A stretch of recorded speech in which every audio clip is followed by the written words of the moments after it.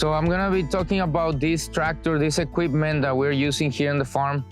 This equipment is been super helpful on the wholesale side of our farm operation. This is a Kubota L245H. H stands for high clearance, which means that the distance from the soil to the engine block, it's a little bit higher than most of the tractors.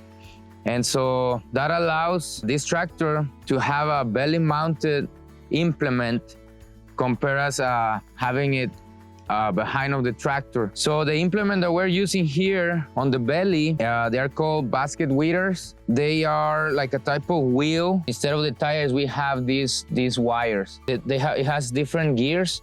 And so one set of the basket weeders spins at one speed and the other one at another speed. One goes faster, another one goes slower. And so that allows also, by having two sets, to do like double cultivation. So if one leaves a little bit of weeds, the other one can get it.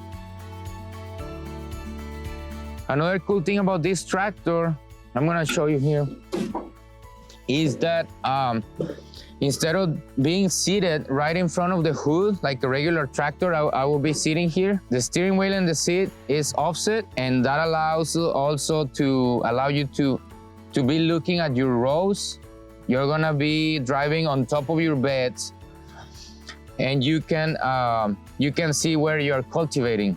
So that's actually that's the most important thing on the tractor. Now, we plant our crops based on our belly mounted implement. So when we space it so that these baskets can be cultivating in between our radishes. We have been evolving with our weed management approach. When we started, we were doing cabbage and broccoli and cauliflower. So we actually had two bars. We had this bar right here, and there was another bar behind it that was welded. And we were using sweeps, cultivating sweeps. And so we were doing just on the sides of two rows. But what we noticed is when we started cultivating these type of sweeps, they will move too much dirt and the soil will be covering our radish. And we tried to go as slow as the tractor could go, and still it was impossible. And so we started thinking another way of cultivating, and just browsing online, and I read about the basket weeders, and one of the benefits they mention is that they don't move a lot of soil when they cultivate. And when I read that, I said, this is exactly what we need. So we ordered them, and of course it worked just as they mentioned. So we had to adjust it when we moved to radishes, because now we have 4 rows in the bed instead of 2. So when that happened, the adjustments we made is we had to get rid of the bar, the second bar. We incorporated the basket weeder. The adjustment was done pretty much just on the field. We went to the field on the bed and we placed it and we adjusted based on our rows. So once that was adjusted, our seeder is always set at the same distance. So once this basket weeder was adjusted, now everything is the same.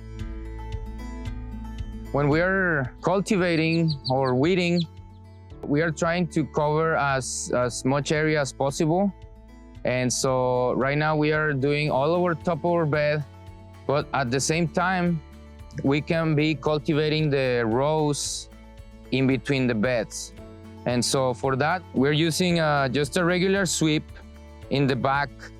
And so by the time we finish cultivating our bed, we already did the top and in between the beds. So that's helping us to save time and money, because we're doing all of those spaces at the same time.